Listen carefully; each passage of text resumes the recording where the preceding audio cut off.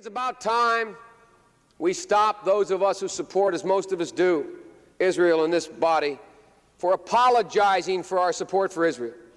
There's no apology to be made. None. It is the best $3 billion investment we make. Were there not an Israel, the United States of America would have to invent an Israel to protect her interest in the region. The United States would have to go out and invent an Israel. The second part is people should understand by now, this should be crystal clear, that Israel is the single greatest strength America has in the Middle East. I always say to my friends when they say those things to you, I say, imagine our circumstance in the world were there no Israel. How many battleships would there be? How many troops would be stationed? Here's where the U.S. supports Israel no matter what. The U.S.-Israel relationship is unlike any other relationship the U.S. has. Israel is by far the biggest recipient of U.S. foreign aid in the world. Despite constituting about 0.01% of the world population, they've received 30% of all U.S. foreign aid since World War II. They get about $4 billion every year and have received almost $300 billion since 1945 when you adjust for inflation, which is enough money to end world hunger. But what's more shocking is that this support is unconditional. It goes through every year basically unanimously. Even right now, when we see Israel committing atrocity after atrocity and the entire world condemning the massacre of Gaza, the US government is actually trying to send more money to Israel. The US ruling class also gives unconditional diplomatic cover for Israel. Despite repeated attempts by the international community to prosecute Israel for its violations of international law, they can't.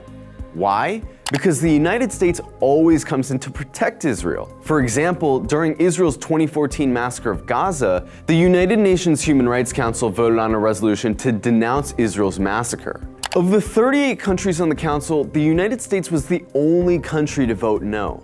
The US is almost always one of a handful of countries that votes against UN resolutions condemning Israel, while the rest of the world overwhelmingly votes the other way. So why does the US do this?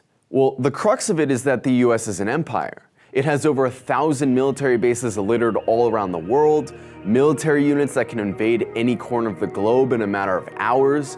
Its goal, like every other empire in history, is to control the world's resources and markets and force its will on the entire world. The Middle East is especially important to any empire because that's where so much oil and global trade passes through. Israel is essentially America's attack dog in the Middle East. Any job that the US can't do, or would look too imperialistic to do, Israel carries out on its behalf. Israel has played a crucial role in attacking and destabilizing independent Arab governments determined to defy US dictates. In 1967, Israel attacked two such governments in Syria and Egypt in a surprise invasion.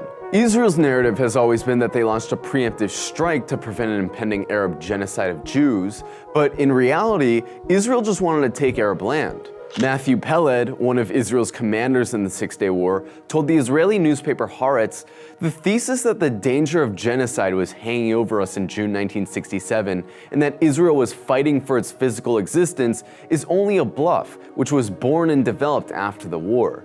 This invasion was crucial at a time when 550,000 American troops were bogged down in Vietnam fighting the spread of socialism there. The Library of Congress study of the Israeli war recounted, quote, "The traumatic defeat of the Syrians and Egyptians in the June 1967 war with Israel discredited the radical socialist regimes of Nasser's Egypt and Ba'athist Syria. The defeat strengthened the hands of the moderates and the rightists." In 1981, Israel bombed an Iraqi nuclear power plant with US approval at a time when the US was publicly supporting Iraq in the Iran-Iraq war. Secretly, the US wanted both governments to destroy each other, but couldn't be seen as playing such an intentionally destabilizing role. In 1982, Israel invaded Lebanon with the full support and funding from the United States in an attempt to crush the Palestinian resistance there and appoint an ultra-right-wing Lebanese phalangist as president. The US would end up sending Marines in to aid this effort, only to be defeated by the Lebanese resistance forces. Israel also has a long history of doing the empire's bidding outside of the Middle East. Israel continued to arm and support apartheid South Africa even after it became too unpopular for the US to do so. Israel even built an electrified fence around Namibia, then a South African colony, to protect it from neighboring Angolan liberation forces. Israeli police helped train torturers in the US-backed Pinochet dictatorship in Chile. They trained the right-wing Guatemalan army that was committing genocide against indigenous people. Israel has also been a loyal partner in the US war on terror. The Islamophobic hysteria following 9/11 gave the US an excuse to attack any country that stood against its interests in the region, especially Iran. While the US has been careful not to directly strike Iran, Israel has served a very useful purpose by continuing to bully and harass Iran, assassinating its nuclear scientists, seizing Iranian ships, and providing intelligence on Iran through massive spy networks. Israel also routinely bombs Syria, a country the US attempted to topple in 2011. Just by being there, Israel gives the US a constant excuse to intervene in the region under the guise of protecting Israel. As Joe Biden once put it, were there not an Israel, the United States of America would have to invent an Israel to protect her interest in the region. Israel is so central to the function of the empire that any kind of willing departure from Israel by the US ruling class is basically out of the question. While many people understandably feel pessimistic about liberating Palestine, while Israel is supported by such a tremendous superpower, consider this. Public support for Israel has rapidly declined in the US in the last few years. Americans are starting to see what their tax dollars are paying for, and they're standing up and saying, "Not in our name." There's a growing divide between the politicians who staunchly support Israel and their constituents who see Israel for what it is. If this divide continues to grow, it could fundamentally break people's confidence in these politicians and lead to a larger breakdown in the legitimacy of the political system. And the same could be said about any anti-imperialist struggle. Whether it's the struggle to end the murderous and archaic blockade on Cuba, the struggle to end the murderous and archaic sanctions regimes against Venezuela, Iran, or Korea, or the struggle to end the siege on Gaza, the entire world is fed up with US hegemony and world policing.